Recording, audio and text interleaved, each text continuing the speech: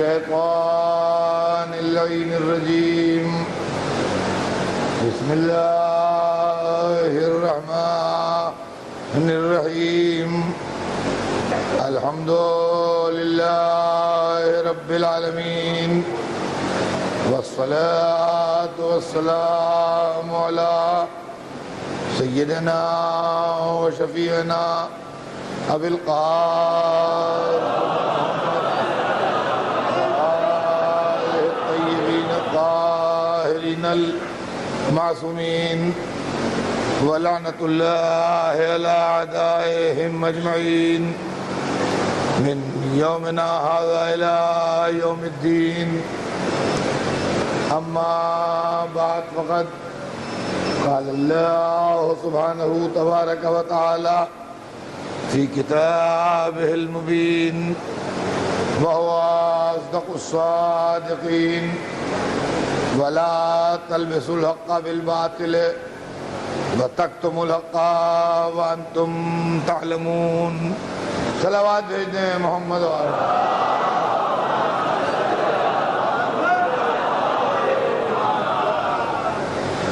ارشاد اقدس جناب رب العزت ہے کہ حق کو باطل میں نہ ملاؤ اور حق کو نہ چھپاؤ جبکہ تم جانتے ہو.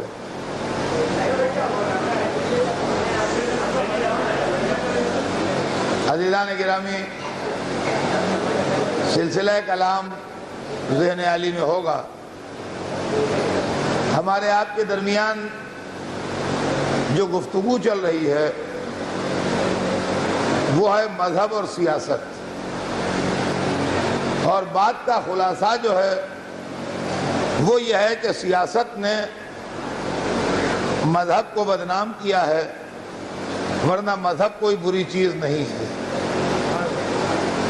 اسلام میں اچھائیاں ہی اچھائیاں ہیں، مگر سیاسی لوگوں نے اپنی حرکتوں کا نام اسلام رکھ کے اسلام کو بدنام کیا ہے.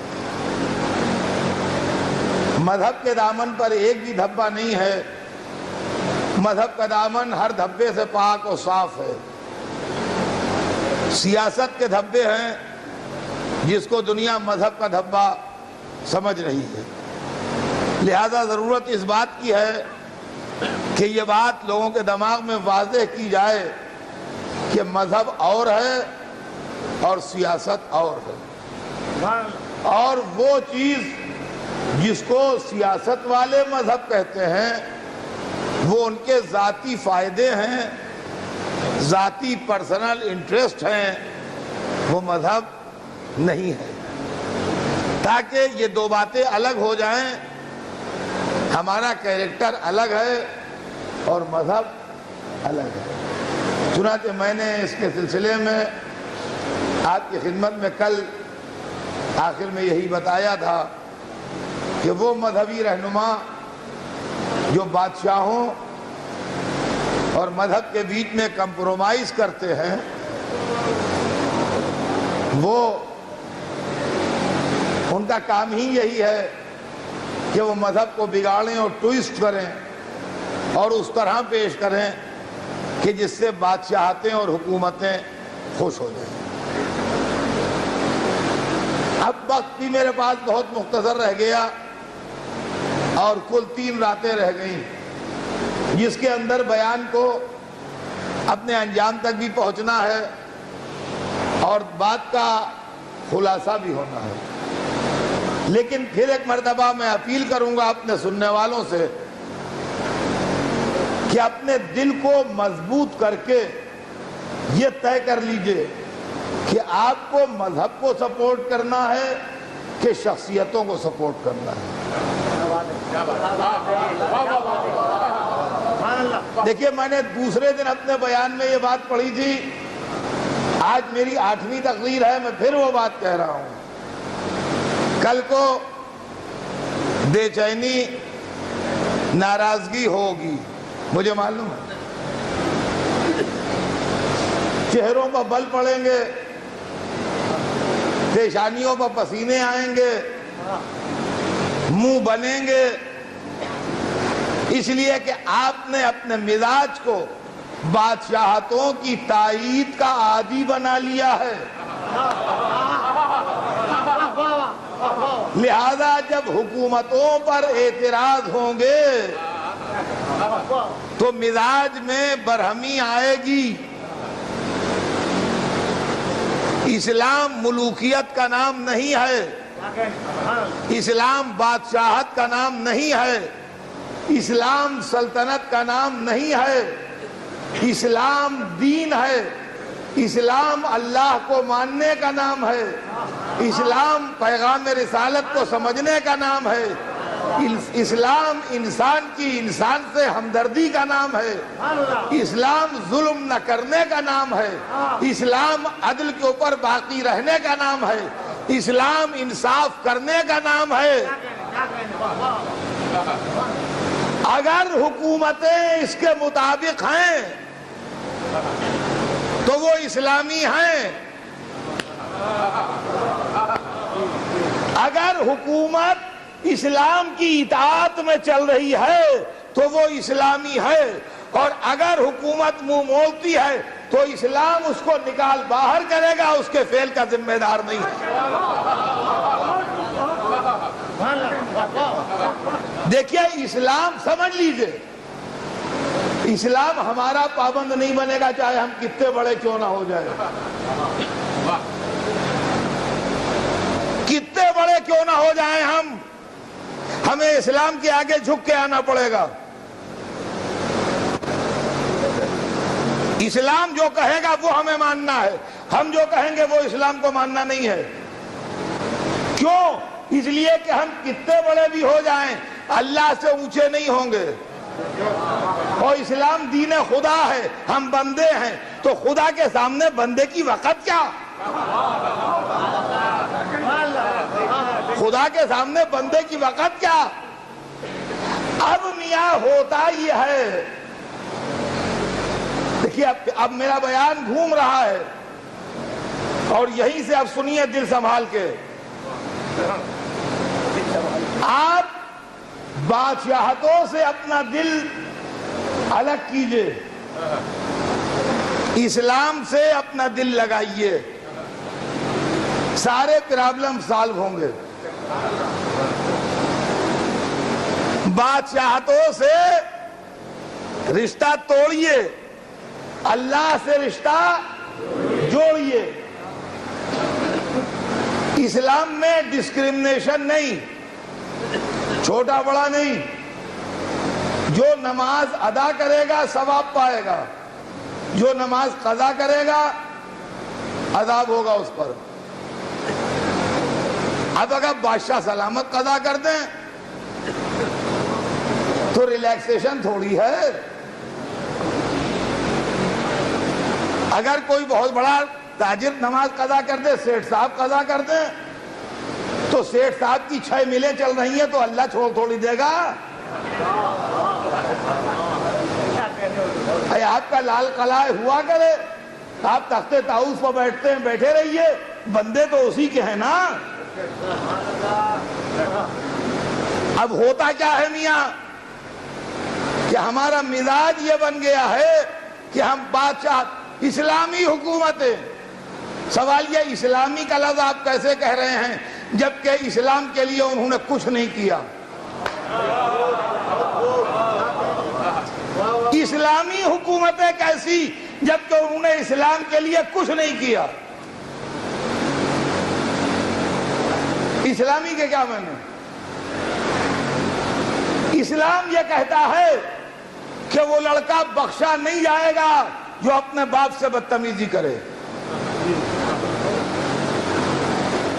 اسلام یہ کہتا ہے کہ وہ لڑکا بخشا نہیں جائے گا جو اپنے باپ سے بدتمیزی کرے، وہ اپنے باپ کی توہین کرے، وہ نہیں بخشا جائے گا۔ جناب موسیٰ سے ارشاد ہوا کہ اگر میرا نافرمان ہوگا مگر ماں باپ کی اطاعت کرتا ہوگا تو معاف کر دوں گا، لیکن اگر میرا فرما بردار ہوگا اور ماں باپ کا دل دکھائے گا تو جہنم میں ڈال دوں گا۔ یہ اسلام کہہ رہا ہے. اسلام کہتا ہے کہ باپ اگر نان مسلم ہو تب بھی احترام کرو. اسلام کہتا ہے کہ باپ، یہ ضروری نہیں کہ باپ مسلمان ہو، اگر کسی کا باپ نان مسلم ہے تب بھی بیٹے کا فرض ہے کہ اس کو باپ سمجھ کے احترام کرے. چنانچہ تاریخ کا ایک واقعہ ہے کہ ایک نوجوان مسلمان ہو گیا، اس کا باپ کافر تھا. یہ قرآن پڑھتا تھا گھر میں تو باپ تماچے مارتا تھا. جوان عرب لڑکا ایک دن لڑ بھڑ کے چلا آیا، باپ سے لڑ لیا اور آن کے بزم رسول میں بیٹھا تو حضور نے دیکھا چہرہ آج کچھ بدلا ہوا ہے. کہا خیر تو ہے، کیا معاملہ ہے آج کچھ؟ کہا حضور آج ابا سے لڑا ہے. ہاں باپ سے لڑا ہے؟ کہا جی ہاں. کہا بری بات، باپ سے نہیں لڑتے. کہا حضور وہ کافر ہے. اب اس نے اپنے خیال میں بڑا زوردار جملہ کہا کہ اب تو شاباشی ملے گی، پھر کافر سے لڑا ہے. کہا حضور وہ کافر ہے. کہا تمہارا تو باپ ہے، تمہارا تو باپ ہے، سوائے خدا کے معاملات میں جو وہ منع کرے اس کی نہ مانو، ورنہ زندگی کے ہر معاملے میں اسی طرح مانو جیسے مانا جاتا ہے. اور باپ سے لڑنا کیسا؟ بری بات، واپس جاؤ.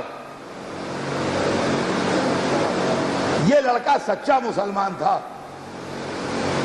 واپس چلا گیا. باپ سمجھا لڑکا تھا، غصے میں نکل گیا، آ گیا. پھر جب قرآن پڑھنے کا ٹائم آیا، اس نے قرآن شروع کیا، وہ تماچے مارنے لگا. پھر اب آج تماچے کھا رہا ہے، بولتا نہیں. جب انہوں نے 2-4 ہاتھ لگائے تو آخر باپ تھا، وہ بھی باپ تھا. آخر ہاتھ رکا، کہنے لگا آج کچھ بول نہیں رہے ہو؟ کہنے لگے اب کبھی نہ بولوں گا. کہا کیوں؟ کہا میرے رسول نے منع کیا ہے. کہا کہے کے لیے منع کیا ہے؟ کہا تم سے لڑنے کے لیے منع کیا ہے. میرے رسول نے کہا ہے کہ باپ کا احترام کرو. کہا کہ میرا احترام تمہارے رسول نے کہا ہے؟ کہا ہاں.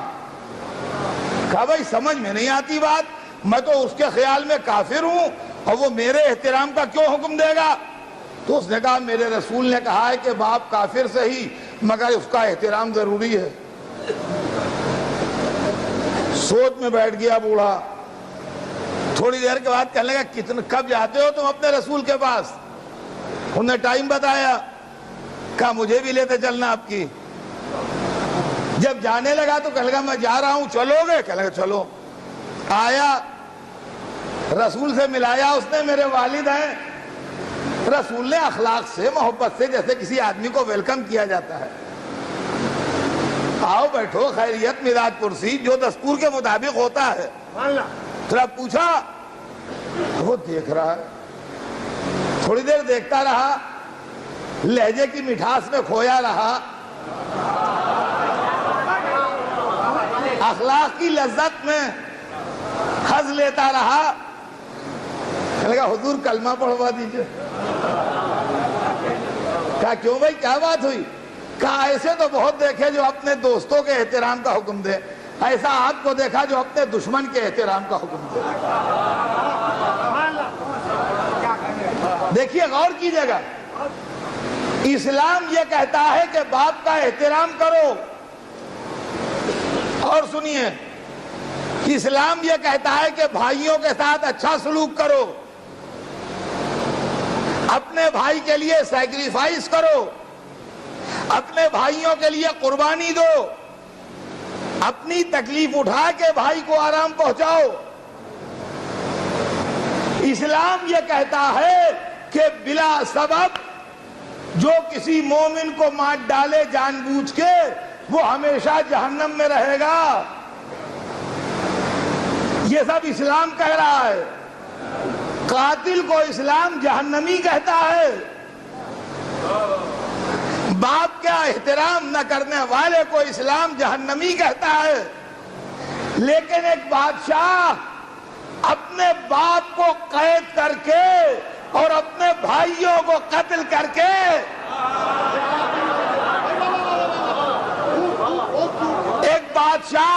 باپ کو قید کر کے اور اپنے بھائیوں کو قتل کر کے اگر تخت اقتدار سنبھال لے تو ذل الہی کہلاتا ہے۔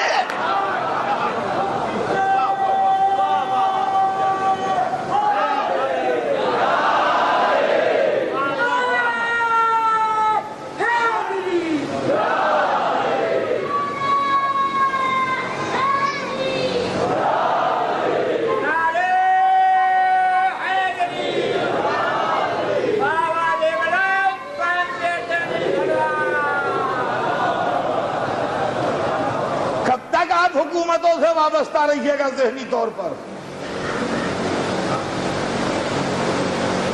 کب تک حکومتوں سے وابستہ رہیے گا ذہنی طور پر؟ آپ بادشاہوں کے کردار تاریخ میں پڑھیے، ان کے ظلم دیکھیے، ان کی ناانصافیاں دیکھیے، اس سے بحث نہیں وہ مسلمان ہیں یا ان کا کیا مذہب ہے۔ بادشاہوں کی تاریخ ہی الگ ہے، حکومتوں کے کیریکٹر ہی الگ ہیں، ان کو مذہب سے کوئی تعلق نہیں ہوتا، ان کو اپنا اقتدار پیارا ہوتا ہے۔ عزیزان گرامی، حکومت کا تعلق اسلام سے نہیں ہے، دولت و سلطنت کا تعلق اسلام سے نہیں ہے۔ اقتدار کے لیے جان دینا اور ہے، مذہب کے لیے جان دینا اور ہے۔ آج اسی اقتدار کی ہوس میں اور اسی سیاست نے مسلمانوں کو اس منزل پر پہنچا دیا ہے کہ دیکھ کے شبہ ہوتا ہے یہ مسلمان ہے تو ٹیررسٹ ہوگا، یہ مسلمان ہے تو دہشت گرد ہوگا، یہ مسلمان ہے تو ضرور ہمارے قتل کے لیے خنجر چھپائے ہوگا۔ یہ کس نے پہنچایا یہاں تک؟ یہ سیاست نے پہنچایا، یہ اقتدار کی ہوس نے پہنچایا، یہ دولت دنیا کی تمنا نے پہنچایا۔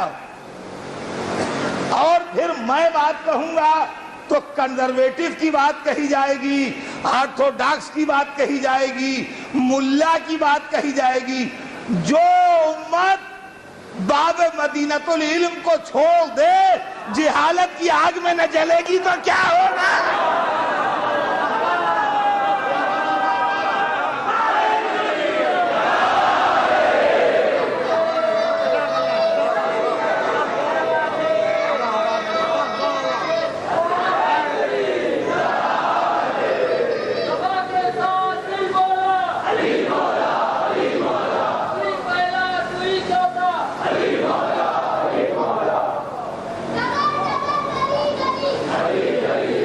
بس سنیے، آپ میری طرح متوجہ رہیے، مجھے بہت کم وقت میں بہت کچھ پہنچانا ہے آپ تک۔ آج مسلمانوں کے اوپر ساری دنیا میں شک کی نگاہیں پڑ رہی ہیں۔ آج مسلمانوں کو دہشت گرد کہا جا رہا ہے، آج مسلمانوں کے اوپر الزام رکھ رہے ہیں۔ اس کا کوئی تعلق بھی ان سارے معاملات کا اسلام سے نہیں ہے۔ ہم آپ کو دہشت گرد کی پہچان بتاتے ہیں، ہم سینہ ٹھوک کے اور چیلنج کر کے کہتے ہیں، جہاں جہاں میری آواز جا رہی ہے سنیں، کہ اگر مسلمان ہے تو دہشت گرد ہو ہی نہیں سکتا۔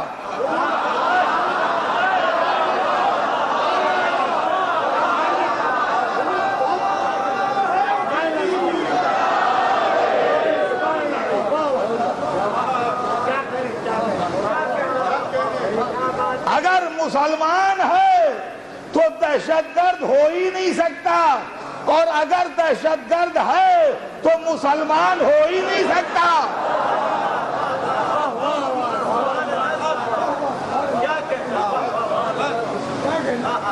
مسلمان فیتھ ہے، اسلام نظریہ ہے، عقیدہ ہے، قومیت نہیں ہے۔ دیکھیے، فیتھ میں اور قومیت میں فرق ہے۔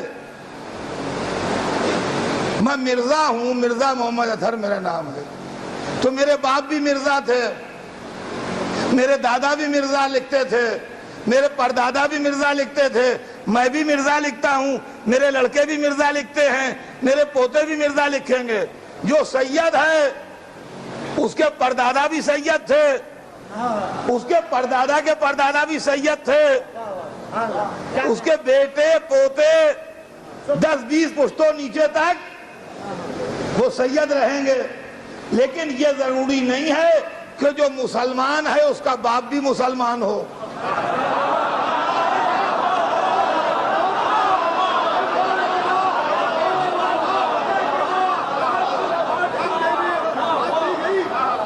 اور یہ بھی ضروری نہیں ہے کہ جو مسلمان ہے اس کا بیٹا بھی مسلمان ہو۔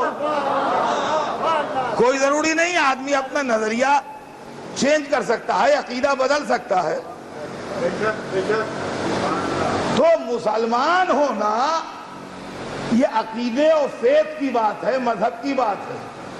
مذہب تبدیل ہو جاتا ہے، ذات پات آدمی کی تبدیل نہیں ہوتی۔ تو جو سید ہے سید تو رہے گا، جو مرزا ہے مرزا رہے گا، شیخ ہے شیخ رہے گا، خان ہے خان رہے گا۔ اس کے باپ دادا بھی وہی تھے، وہ بھی وہی ہے، اس کی اولاد وہی رہے گی۔ لیکن مذہب ایسی چیز نہیں ہے، مذہب بدل سکتا ہے۔ اچھا، مذہب آدمی نظریے سے بھی بدل دیتا ہے، حرکتوں سے بھی مذہب سے خارج ہو جاتا ہے، حرکتوں سے بھی مذہب سے خارج ہو جاتا ہے۔ تو مسلمان کوئی خاندانی چیز نہیں ہے کہ میرے باپ مسلمان تھے لہذا میں مسلمان ہوں۔ ہو سکتا ہے میرے باپ مسلمان ہوں مگر مجھ میں اگر مسلمانوں والی حرکتیں نہیں ہیں تو میں مسلمان نہیں ہوں۔ یہ عقیدہ ہے، یہ ذات پات قومیت نہیں ہے۔ تو اگر مسلمان ہے تو دہشت گرد نہیں ہوگا، اور اگر دہشت گرد ہے تو مسلمان نہیں ہوگا۔ دہشت گردی، آتنکواد اور ٹیررزم کے ہم ایکسپرٹ ہیں، اس لیے کہ ہم 1400 برس سے جھیل رہے ہیں۔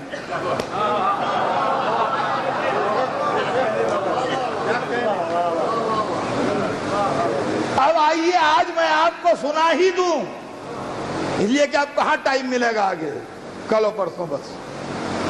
تو سنیے، ہم نے ایک دہشت گرد پکڑا ہے، ہم نے ایک دہشت گرد پکڑا ہے اور ہم اس کو آپ کے سامنے پیش کرنا چاہتے ہیں۔ اور جو بات ہم نے ابھی کہی ہے اس کا ثبوت بھی اسی کے ساتھ فراہم ہوگا۔ ایک آتنکوادی آج سے 1400 برس پہلے نمازی کے بھیس میں مسجد کوفہ میں گھس گیا،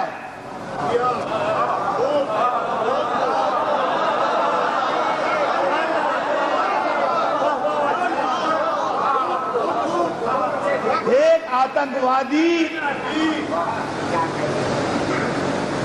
نمازی کے بھیس میں آج سے 1400 برس پہلے 19ویں رمضان کی رات کو اندھیرے سے فائدہ اٹھا کے مسجد کوفہ میں گھس گیا،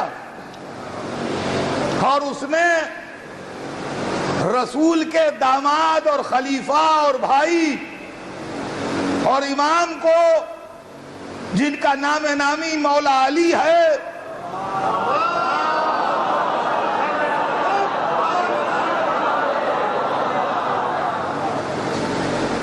نماز کے عالم میں جب وہ سجدے سے سر اٹھا رہے تھے ایسی تلوار ماری کہ وہ شہید ہو گئے۔ پہلے یہ طے کیجئے کہ اب آتنکواد کی ڈیفینیشن اس کے علاوہ اور کیا ہے؟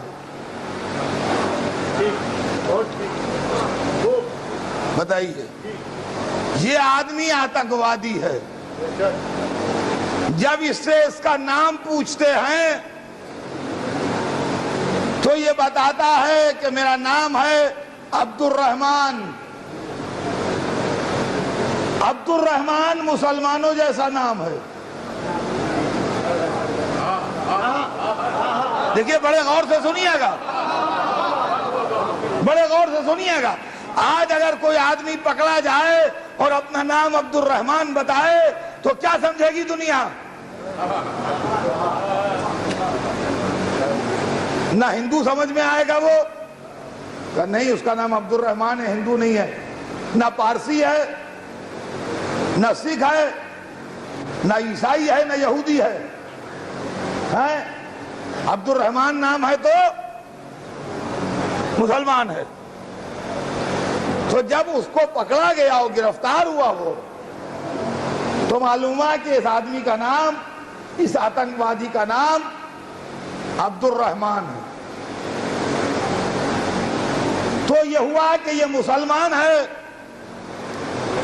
تو پہلی مرتبہ میں تو ہر آدمی یہ سوچے گا کہ یہ مسلمان آتنکوادی ہے۔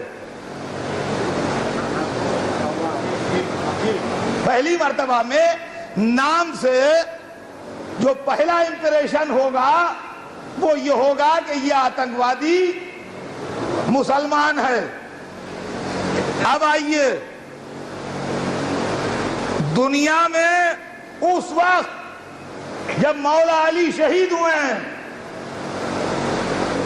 مسلمانوں کے صرف 3 لائنیں تھیں، 3 گھر تھے، 3 طرح کے مسلمان تھے۔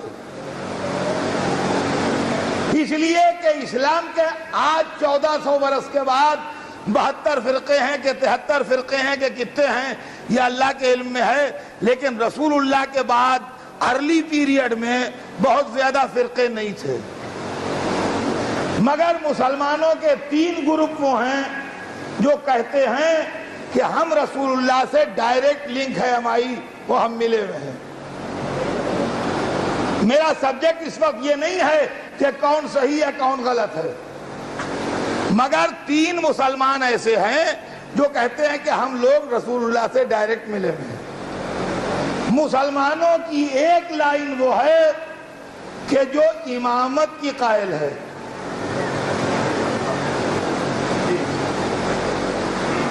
اور وہ کہتے ہیں کہ ہم رسول سے ڈائریکٹ ملے ہوئے ہیں۔ ایک لائن وہ ہے جو خلافت کی قائل ہے، اور وہ کہتے ہیں کہ ہم رسول اللہ سے بالکل ملے ہوئے ہیں۔ اور ایک لائن ہے جو تصوف کو بیلیو کرتی ہے، صوفیزم، اور وہ بھی کہتے ہیں کہ ہم رسول اللہ سے ملے ہوئے ہیں۔ بعد میں جب یہ 3 لائنیں آگے بڑھی تو انہی میں سے اور لائنیں نکلی، لیکن مین برانچز جو ہیں وہ یہی 3 ہیں۔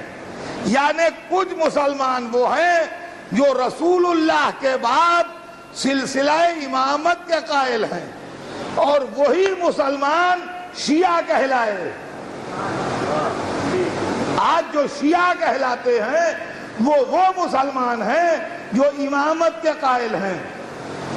کچھ مسلمان وہ ہیں جو بعد رسول خلافت کے قائل ہوئے، اور وہی مسلمان آج اہل سنت کہلاتے ہیں جو خلافت کے قائل ہیں۔ کچھ مسلمان ایسے ہیں جو کہتے ہیں ہم اس جھگڑے میں نہیں پڑتے شیعہ سنی کے، ہم اہل محبت ہیں، اہل باطن ہیں، وہ صوفی کہلاتے ہیں، اور ان کے طریقے کو طریقت کہتے ہیں۔ دیکھیں غور کیجئے گا، یہ 3 برانچز ہیں مین، انہی سے نکل کے اور برانچز بنی ہیں۔ حضرت علی وہ نام ہے کہ جو ان تینوں برانچز میں احترام سے لیا جاتا ہے۔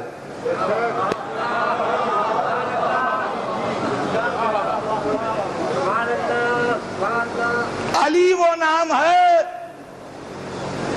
کہ کہ جو مسلمانوں کی یونٹی اور اتحاد کا سمبل ہے. پھر میرا جملہ سنیے، علی وہ نام ہے جو مسلمانوں کی یونٹی، ایکتا اور اتحاد کا سمبل اور علامت ہے. اس لیے کہ جتنے شیعہ ہیں وہ علی کو پہلا امام کہتے ہیں، جتنے سنی ہیں وہ علی کو آخری خلیفہ راشد کہتے ہیں، جتنے صوفی ہیں وہ علی کو پیروں کا پیر اور ولیوں کا ولی کہتے ہیں.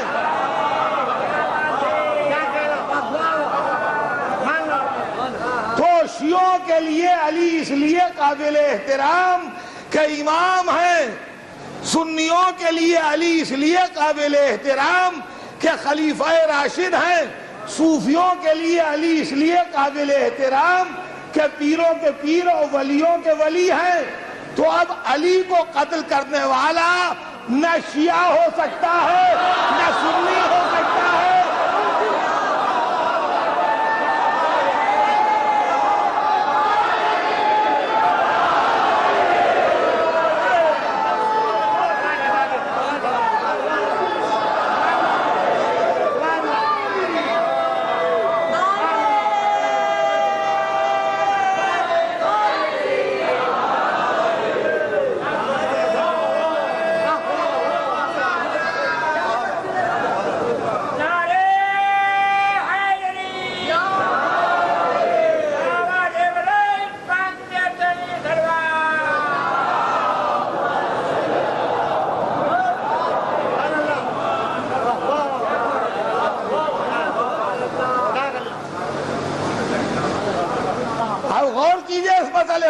ذرا سا انالیسس کیجئے اس معاملے کی.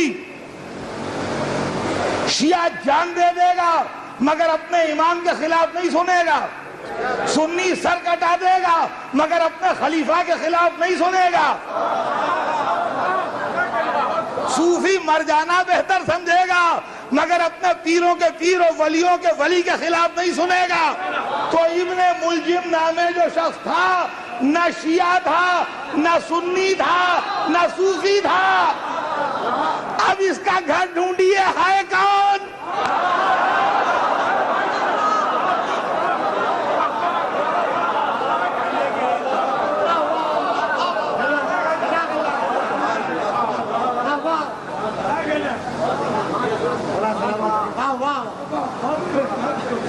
انکوائری کیجئے. آپ کے دامن پر آتنکواد کا دھبا لگ رہا ہے. کوشش کیجئے کیا معاملہ ہے. شیعہ علی کو امام بھی مانے گا اور قتل بھی کرے گا، عقل میں آتا ہے. سنی علی کو خلیفہ بھی مانے گا اور قتل بھی کرے گا، دماغ میں آتا ہے. صوفی علی کو پیروں کا پیر اور ولیوں کا ولی بھی کہے گا اور قتل کرے گا، دماغ میں آتا ہے. تو صوفیوں سے قتل علی سے کوئی مطلب نہیں، سنیوں سے قتل علی سے کوئی مطلب نہیں، شیعوں سے قتل علی سے کوئی مطلب نہیں. مسلمان یا سنی ہے یا شیعہ ہے یا صوفی ہے، اس کے علاوہ ہے نہیں. تو ابن ملجم نام رکھنے سے مسلمان نہیں ہوتا. اب دیکھو کون ہے.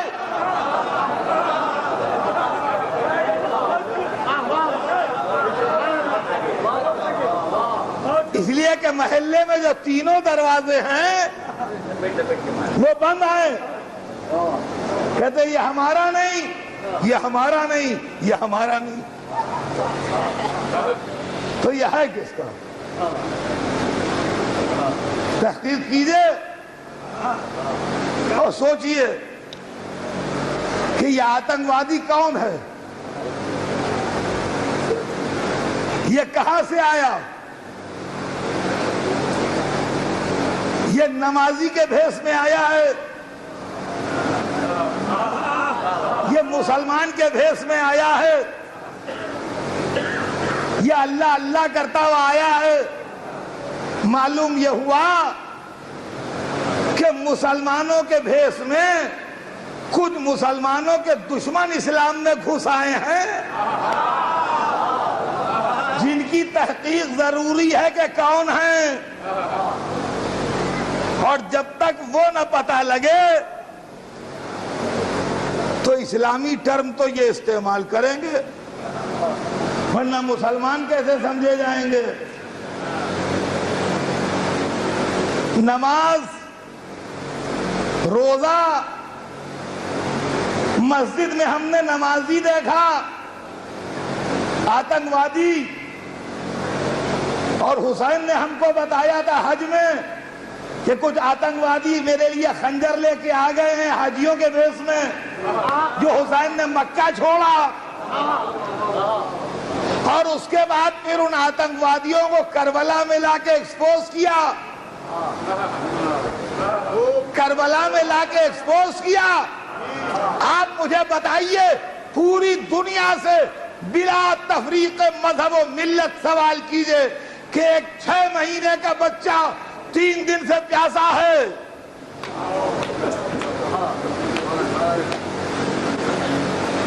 اور اس کے لیے اس کا بوڑھا باپ پانی مانگ رہا ہے، اور ان لوگوں سے مانگ رہا ہے جن کی طرف دریا بہ رہا ہے، اور وہ اس بچے کو تیر مار دیتے ہیں۔ کیا یہ آتنکواد نہیں ہے؟ کیا یہ دہشت گردی نہیں ہے؟ یہ تیر علی اصغر کے گلے پر نہیں، انسانیت کے گلے پر پڑا ہے۔ اب یہ مسئلہ سمجھ لیجئے۔ دیکھیں، میں نے کہا تھا کہ دل آپ کو سخت کرنا پڑے گا، جب ہی باتیں واضح ہوں گی۔ یا تو اس پورے نظام کو جس نے یزید کو بٹھایا تھا اور ہرملا کو طاقت دی تھی، اسلام سے نکال باہر کیجئے، ورنہ یہ الزام سننے کے لیے تیار ہوئیے کہ مسلمان کا چکر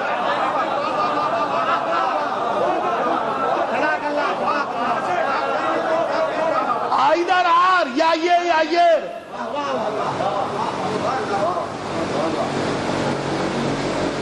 نہیں کہ یہ بھی ہمارے وہ بھی ہمارے۔ اب ایک ہی ہمارا رہے گا، دو نہیں رہیں گے۔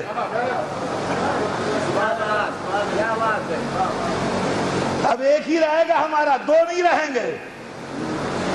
اس لیے کہ اسلام کو عزت کس نے دی؟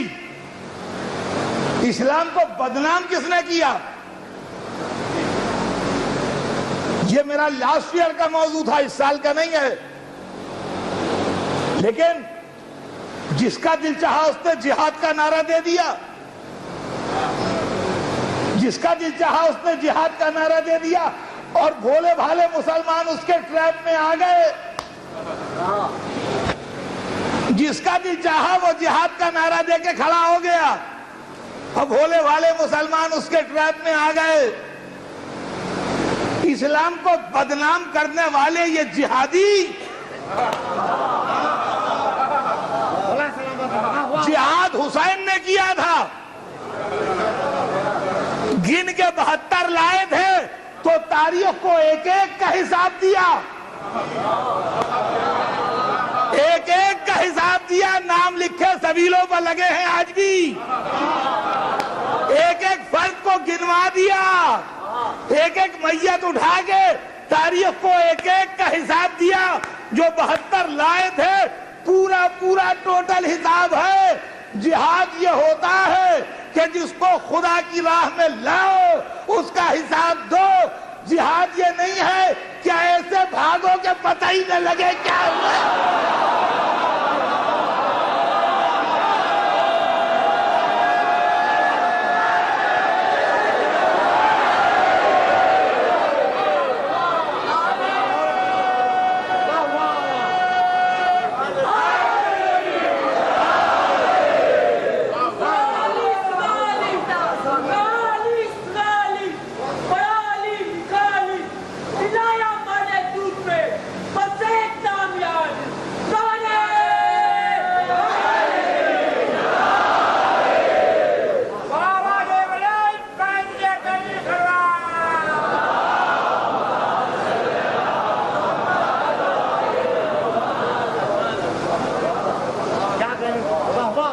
پہچانیے کیا ہے اسلام۔ اسلام اگر ملے گا تو رسول و آل رسول کے دروازے پر ملے گا، ورنہ ملوکیت و سلطنت و اقتدار کا اسلام ہمیشہ آپ کو اسی طرح سے ملے گا۔ جہاد کربلا میں ہوا، مذہب اور سیاست کا فرق کربلا میں دکھایا گیا، جہاں اللہ کے نام پر بھروسہ کرنے والے اور اللہ کی طاقت پر یقین رکھنے والے اور اللہ کے وعدوں کو سچا ماننے والے اپنی زندگی کے ہدیے لیے بارگاہ پروردگار میں کھڑے تھے کہ معبود انہیں قبول کر لے، اس لیے کہ مذہب اس بات کا یقین دلاتا ہے کہ وہ زندگی جو راہ خدا میں کام آئے وہ ہمیشہ کی حیات بن کے لوٹ آتی ہے۔ اسی لیے باپ چاہتا تھا بیٹا اس کے سامنے شہید ہو جائے۔ اور عزیزان گرامی، ہماری جان نثار ہوں اس علمدار لشکر حق پر جس نے صبح قیامت تک اہل حق کے سر کو بلند کر دیا۔ آج 8ویں رات ہے اور آج آپ حضرت عباس کے مصائب سنتے ہیں۔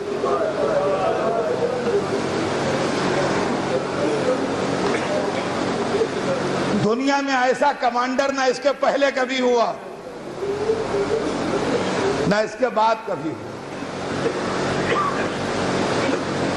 اتنے بڑے لشکر سے اتنا چھوٹا لشکر کبھی لڑا نہیں، اور یہ تو کمانڈر کی تعریف کیجئے آپ کہ جو اس نے اتنے چھوٹے لشکر کو دوپہر پر دن بھر لڑایا، ورنہ دشمن تو یہ سمجھتا تھا کہ 10-20 منٹ میں قصہ تمام ہے۔ یہ تو عباس تھے جنہوں نے اپنے لشکر کو صبح سے لے کے شام تک لڑایا۔ اور عزیزان گرامی، ایک نکتہ سنا دوں آپ کو، اس پر غور کیجئے گا گھر پہ جا کے، کہ صبح سے لے کے عصر تک لڑائی چھوٹے لشکر کے کنٹرول میں رہی ہے، بڑے لشکر کے کنٹرول میں نہیں رہی۔ یعنی لڑائی کا اپ اینڈ ڈاؤن حسینیوں کے قبضے میں رہا، یزیدیوں کے قبضے میں نہیں رہا۔ آپ کہیں گے اس کی دلیل کیا ہے؟ میں دلیل مذہبی نہیں دوں گا کہ عقیدے کی بنیاد پر نہیں، میں آپ کو ہسٹری کی بنیاد پر، ہسٹری کے پیجز سے دلیل دوں گا۔ اس وقت تو مسجد میں ماشاءاللہ بہت بڑا مجمع ہے، میں آپ سے یہ پوچھتا ہوں ایک جگہ صرف 72 آدمی ہوں اور اس میں بچے بھی ہوں بوڑھے بھی ہوں،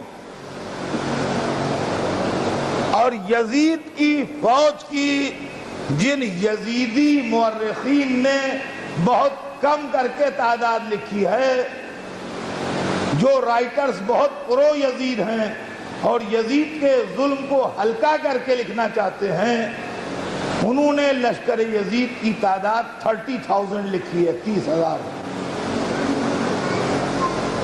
حالانکہ غلط ہے، اس کا لشکر 30,000 سے کہیں زیادہ تھا، مگر بہت ہی پرو یزید رائٹرز جو ہیں انہوں نے 30,000 30,000 لشکر یزید کی تعداد لکھی۔ ہم وہی معنی لیتے ہیں۔ اب ہم آپ سے پوچھتے ہیں کہ ایک جگہ کسی حال میں 72 آدمی 75 آدمی بیٹھے ہیں اور اس پر 30,000 کی آرمی، آدمی نہیں، دیکھیے آدمی نہیں، آدمی اور آرمی میں فرق ہے۔ ہم آپ آدمی ہیں، آرمی میں نہیں ہیں، ہم ٹرین نہیں ہیں۔ 30,000 کی آرمی حملہ کر دے تو کتنی دیر لڑیں گے؟ اور دیر کے علاوہ مان لیجئے اس میں کچھ میزبان ہو کچھ مہمان ہو، کیا یہ کسی کے بس میں ہوگا اس وقت کہ میزبان پہلے مارے جائے مہمان بعد میں مارے جائے؟ اس میں کچھ سادات ہوں، آل رسول ہوں، کچھ امتی ہوں، کیا یہ بس میں ہے کہ پہلے امتی مارے جائیں پھر سید لوگ مارے جائیں؟ ابے ریلا ہو رہا ہے، جو بھی پہلے مر جائے۔ میں نے جو دعویٰ کیا کہ لڑائی آخر تک عباس کے کنٹرول میں رہی، دلیل اس کی یہ ہے کہ جس طرح انہوں نے چاہا اس طرح لڑائی ہوئی۔ پہلے اصحاب کام آئے، جب اصحاب شہید ہو گئے تو اولاد عقیل کام آئی، جب اولاد عقیل شہید ہو گئی تو اولاد جعفر کام آئی، جب اولاد جعفر شہید ہو گئی تو اماموں کے فرزند کام آئے۔ کیا یہ ممکن نہیں تھا کہ حضرت قاسم شہید ہو جاتے، حضرت حبیب ابن مظاہر زندہ رہ جاتے؟ کیا یہ کوئی حیرت کی بات ہوتی کہ حضرت زہیر قین زندہ رہ جاتے اور حضرت عباس کا کوئی بھائی شہید ہو جاتا؟ ابھی جب لڑائی ہو رہی ہو، سب لڑ رہے ہیں، تو یہ کیسے ہوا؟ اس کا مطلب یہ ہے کہ آخر تک لڑائی حسینی لشکر کے کنٹرول میں تھی۔ تو اس علمدار پر سلام جس نے کربلا کی لڑائی اس شان سے لڑی کہ صبح قیامت تک لڑائیوں کی تاریخ میں یادگار رہے گی۔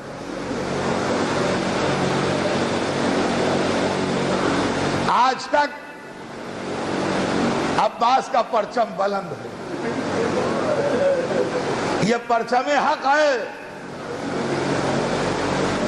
جو صبح قیامت تک لہراتا رہے گا اور دین مبین کی فتح کا اعلان کرتا رہے گا۔ تاریخ بتاتی ہے جب کوئی نہ رہا تو عباس آئے، کہا آقا اب میرا سینہ تنگی کر رہا ہے، آقا اب مجھے اجازت دیجئے۔ عجب جملہ فرمایا، کہا بھیا تم تو علمدار ہو۔ کہا آقا وہ لشکر کہاں گیا جس کا میں علمدار تھا؟ ہم مجھ کو وہیں جانے دیے جہاں علمدار گیا، لشکر گیا۔ عباس اجازت مانگ رہے ہیں، حسین اجازت نہیں دے رہے ہیں۔ خدا کی قسم یہ بھی دیکھ لیجئے طاقت کے منہ پر مذہب کا کتنا بڑا تماچا ہے کہ وہ اپنی طاقت پر مغرور ہونے والے یزید، ہم 72 آدمی لائیں گے ضرور مگر اپنی پوری طاقت تیرے خلاف استعمال نہ کریں گے۔ اجازت نہ ملی، لڑنے کی اجازت نہ ملی۔ مشکل کشا کے بیٹے کی مشکل کشا کی پوتی نے حل کی۔ روایت میں ہے کہ عباس اجازت مانگ رہے ہیں، حسین اجازت نہیں دے رہے ہیں۔ اتنے میں سکینہ چھوٹے چھوٹے بچوں کو لیے ہوئے، ہاتھوں میں سوکھے ساغر، الاتش الاتش، اے چچا پیاس مارے ڈال رہی ہے۔ حسین نے بچوں کو دیکھا، عباس کو دیکھا، کہا بھیا لڑنے کی اجازت تو نہیں ہے، اگر جا رہے ہو تو ان پیاسے بچوں کے لیے پانی کی کوئی سبیل کرنا۔ لے لیجئے، کسی طرح جانے کی اجازت تو ملی۔ عباس کے دل کی کلی کھلی، سکینہ کو پیار سے دیکھا، بی بی مشکیزہ لا دے، میں تیرے لیے پانی لانے کی کوشش کروں گا۔ سکینہ دوڑ کے خیمے میں گئی ہوں گی، مشکیزہ لے کے آئی ہوں گی۔ عزیزان گرامی، کتاب میں لکھا ہو یا نہیں لکھا ہو، میں تاریخ کے آئینے میں تصور کی تصویر دیکھتا ہوں۔ 34 برس کا بلند و بالا قدآور چچا اپنے بلند قامت گھوڑے سے جھک کے مشکیزہ لے رہا ہے، اور 4 برس کی ننھی بھتیجی اپنے چھوٹے چھوٹے ہاتھ اٹھا کے مشکیزہ دے رہی ہے۔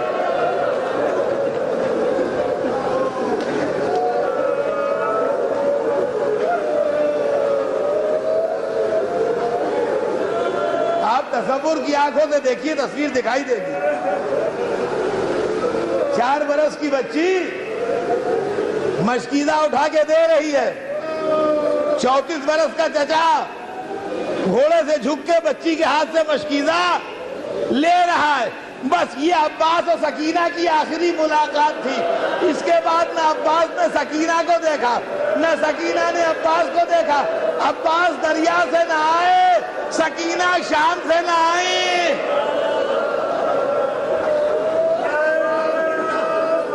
ہاں،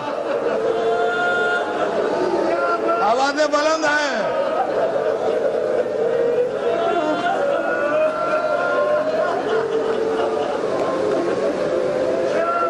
عباس دریا سے پلٹ کے نہیں آئے، سکینہ شام گئی تو واپس نہیں آئی۔ بس یہ آخری ملاقات ہے۔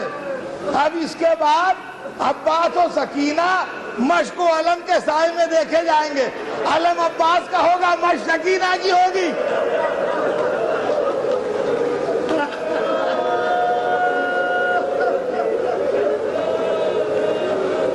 عزیزوں، آج تک جو عباس کا علم ہے اس میں مشک سکینہ بندھی ہے۔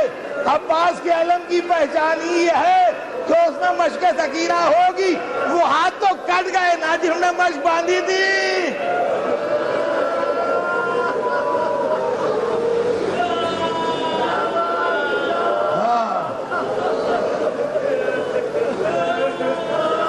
مشکیزہ لے کے چلے، بچوں نے خدا حافظ کہا ہوگا، دریا تک گئے، فوج کو بھگا کے دریا میں اترے، پانی سے ہوٹھ تر نہ کیے، مشک سکینہ بھری لے کے پلٹے۔ اے خدا، ارے مشکیزہ سکینہ تک پہنچ جائے۔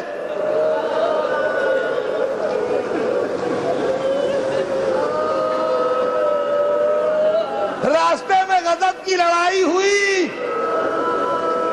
داہنا ہاتھ کٹا تو بائیں ہاتھ سے لڑے، بائیں ہاتھ کٹا تو مشکیزے کے اوپر سینہ ٹیک دیا۔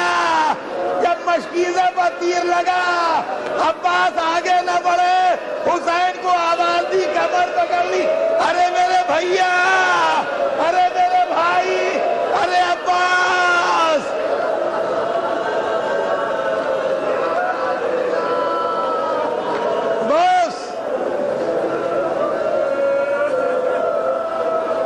عزیزوں، مجلس تمام ہے، ایک جملہ سن لیجئے۔ حسین پہنچے تو عباس زندہ تھے۔